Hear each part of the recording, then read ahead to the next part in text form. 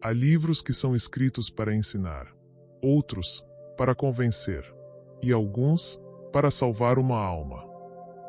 Em 1913, um dos maiores pensadores do século XX começou a escrever um livro, mas não com a intenção de publicá-lo. Ele escrevia para sobreviver. Carl Jung estava ouvindo vozes, tendo visões, dialogando com forças que ele não compreendia, enquanto, por fora, mantinha a aparência de um homem da ciência.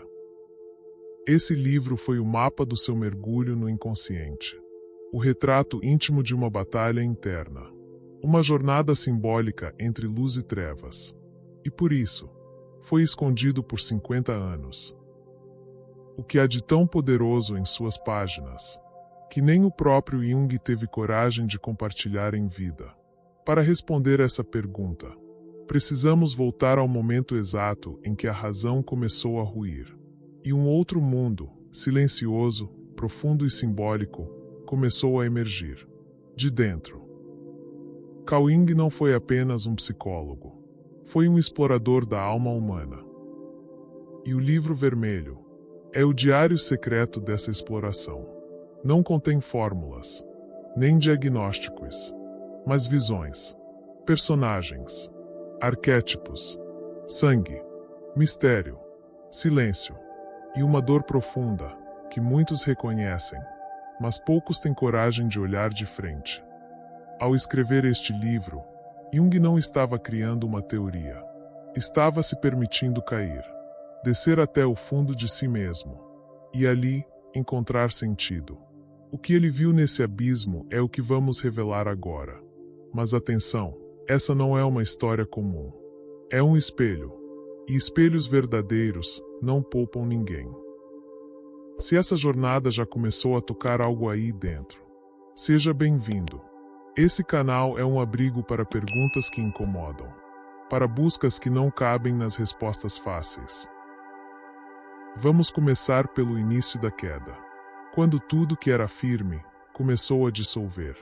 E Jung, o cientista, precisou dar lugar ao homem que escuta as vozes internas, mesmo sem entender, mesmo com medo. Se em algum momento da sua vida você já sentiu que estava perdendo o chão, mas que essa perda talvez fosse um convite para algo mais profundo, então, compartilhe nos comentários. Uma palavra, um sentimento, um símbolo. A escuridão que assusta também pode ser o portal para a luz. Até aquele momento, Carl Jung era um homem da razão, discípulo direto de Freud, respeitado na comunidade médica, visto como alguém que representava o futuro da psicanálise. E ele acreditava nisso. Na ciência, no método, na lógica. Mas algo começou a falhar. E não foi lá fora. Foi dentro. Em 1913, no auge de sua carreira, Jung começou a ter visões. Primeiro sutis, depois violentas. Ele viu mares de sangue inundando a Europa, meses antes da Primeira Guerra Mundial. Viu símbolos arcaicos invadindo seus sonhos. Serpentes, tempestades, gritos. Imagens que ele não escolhia, mas que o escolhiam. Por um instante, ele pensou que estava enlouquecendo. E talvez estivesse mesmo, mas de um modo que poucos compreendem. Na linguagem de Jung, isso era o início de um confronto com o inconsciente. Um processo que ele descreve como perigoso, mas absolutamente necessário. Quem olha para fora, sonha. Quem olha para dentro, desperta. Ele olhou para dentro e viu um mundo que não obedecia às leis da lógica, mas sim, às leis da alma. O que ele fez a seguir, poucos fariam. Ao invés de resistir, ele se entregou. Parou de atender pacientes. Se isolou e começou a registrar, todos os dias, o que via. Desenhava, escrevia, escutava vozes internas. Respondia a essas vozes. Dialogava com elas. Assim nasceu o que, mais tarde, seria chamado de Livro Vermelho. Mas, na época, Ele o chamava simplesmente de Liber Novus, o novo livro. Não era um diário, era um mapa, um registro meticuloso de sua própria descida ao inconsciente. Alguns diriam que isso foi uma crise, outros, uma psicose. Mas Jung viu de outro modo, como um ritual de iniciação, um processo que o despia de tudo o que ele era, para revelar o que ele poderia vir a ser. Essa é a parte que mais conecta conosco. Quantas vezes a vida parece tirar o chão, sem explicação? Quantas vezes os sonhos, os medos, os impulsos escapam do nosso controle, como se fossem forças independentes. Jung viveu isso, e ao invés de medicar ou fugir, ele anotou, desenhou, conversou e mergulhou. Esse mergulho quase custou sua sanidade, mas também o libertou. Foi por isso que o livro vermelho ficou escondido. Não por vergonha, mas porque ele sabia que aquilo não era para qualquer um. Era íntimo, brutal, arquetípico e cheio de significados que só poderiam ser compreendidos por quem também tivesse tocado o próprio abismo. Mas o inconsciente não é só caos, é também voz, é também presença.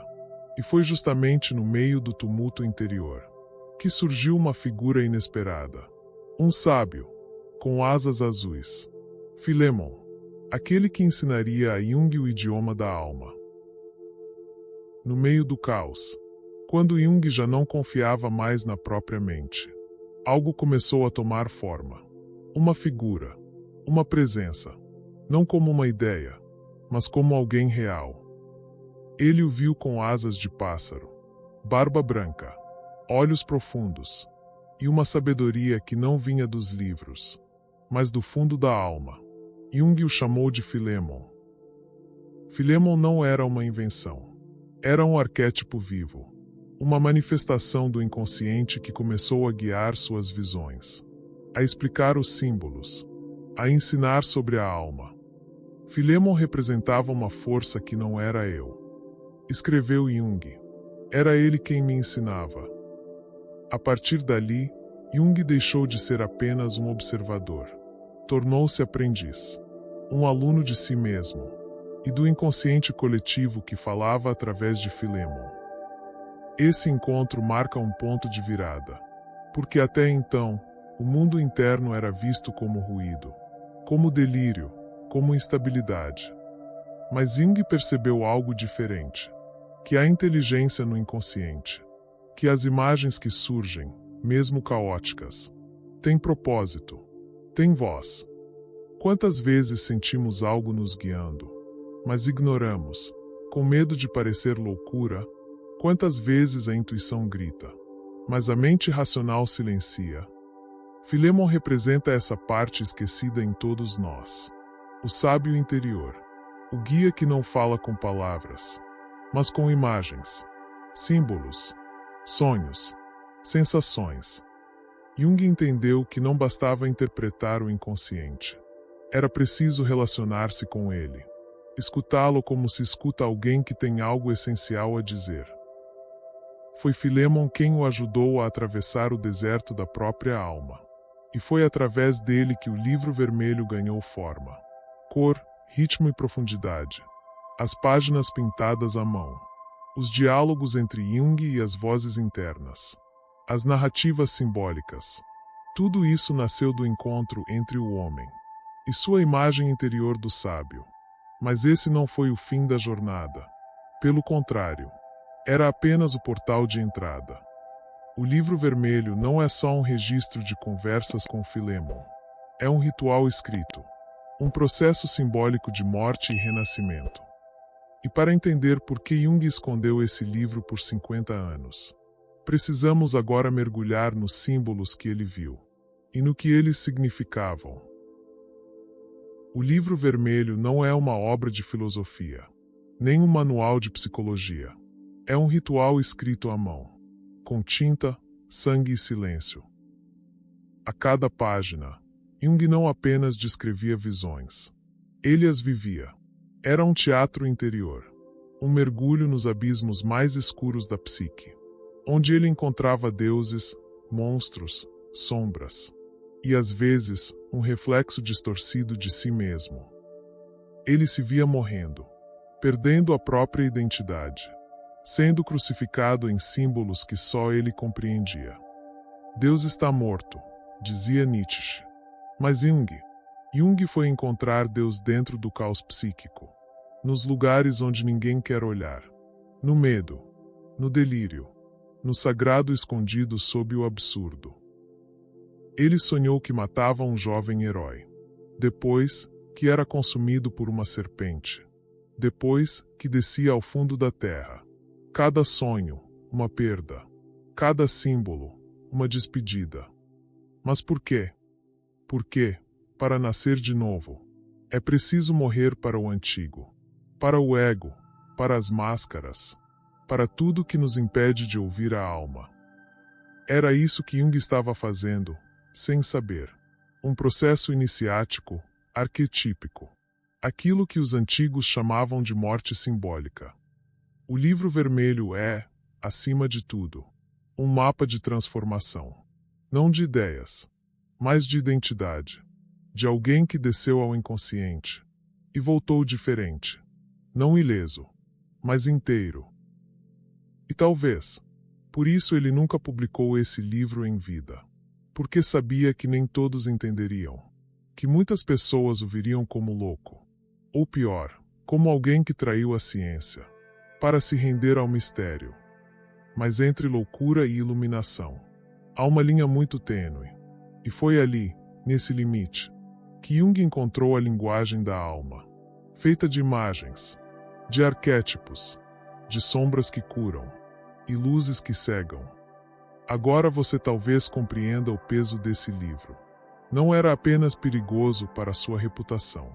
Era sagrado demais para ser mal interpretado. Mas então, porque ele o guardou? Porque deixou que ficasse oculto por meio século? É hora de entender o verdadeiro motivo do silêncio. Agora sabemos que o livro vermelho não era apenas um caderno de anotações. Era um relicário da alma. Mas por que Carl Jung, um dos maiores nomes da psicologia moderna, jamais publicou esse livro em vida? A resposta não está no medo, está no respeito. Jung sabia que o que ele havia vivido ali não era para todos, não era para ser interpretado com pressa, nem analisado com frieza acadêmica. Era para ser sentido. O livro vermelho é como um espelho, mas não um espelho qualquer. É aquele espelho que não mostra o rosto, mas o que está por trás dele. Jung temia, com razão, que esse espelho, em mãos erradas, se tornasse uma prisão. Ou pior, uma piada. Ele escreveu com o sangue dos sonhos. Desenhou com o traço da alma. E ao terminar, percebeu que o mundo ainda não estava pronto para isso. E talvez nunca estivesse. Ele revelou os mitos interiores, os diálogos com o inconsciente, os gritos e os sussurros da psique. Coisas que até hoje, poucos têm coragem de olhar, muito menos compartilhar. E por isso, ele guardou, trancou o livro num cofre. Literalmente, por 5 décadas. Não para esconder, mas para proteger, para preservar o sagrado. Porque esse livro não era sobre ele. Era sobre todos nós. Sobre o processo que todo ser humano passa em algum momento da vida. A noite escura da alma. Aquele período em que tudo parece ruir. E nada faz sentido. Mas que, se enfrentado com coragem, revela algo que o ego nunca poderia imaginar. O verdadeiro eu. Agora que o livro foi finalmente revelado ao mundo, a pergunta muda. Será que estamos prontos para lê-lo? Ou melhor, para nos lermos, através dele? O livro vermelho ficou trancado por 50 anos. Mas, será que ele estava trancado apenas em um cofre? Ou, também dentro de nós?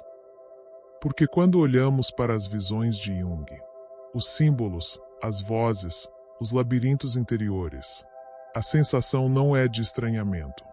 É de espelho, de familiaridade, de algo que, de alguma forma, nós já vivemos. Talvez não com as mesmas imagens, mas com os mesmos vazios. As mesmas perguntas sem resposta. O mesmo mergulho no escuro em busca de luz. E no fundo, o mesmo medo de não encontrar nada. Mas Jung encontrou. E se ele encontrou, talvez você também encontre.